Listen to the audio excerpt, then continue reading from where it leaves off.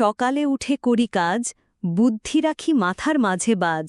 টুকু, এত সকালে কিসের এত তাড়া? ঘুমোই তো ঠিকমতো হয়নি। মামা, ঘুমিয়ে থাকলে খাবার পাবে কিভাবে? খাবার তো গাছে গাছে আছে, যা পড়ে থাকে তাই খাই।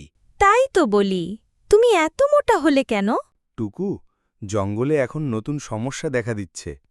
বাঘ ভাই সবাইকে ভয় দেখাচ্ছে, খাবার কেড়ে নিচ্ছে। তাহলে কিছু একটা করতে হবে কাকু, তুমি কিছু বলো। সমস্যার সমাধান গায়ের জোরে নয়, মাথার বুদ্ধিতে কর। বাঘ ভাই এখন সবাইকে ভয় দেখাচ্ছে।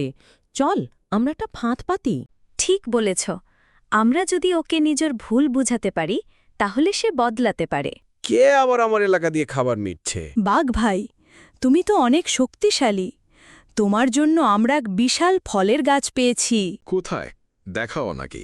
এই পথে চলো, কিন্তু সাবধান, ওখানে কেবল বুদ্ধিমান প্রাণীরাই যেতে পারে। আরে, এ কি হলো? তুমি সবসময় গায়ের জোরে বিশ্বাস করো, তাই এমন হলো। আমরা চাই না তুমি খারাপ হও। যদি তুমি বদলাও, আমরা তোমাকে খাবার খুঁজে দিতে সাহায্য করব।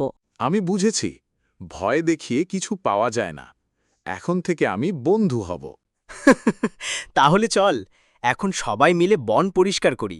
ও, খাবার ভাগ করে খাই। বন্ধুত্বে মিলে শক্তি হয়, সবার ভালো তাতে হয়।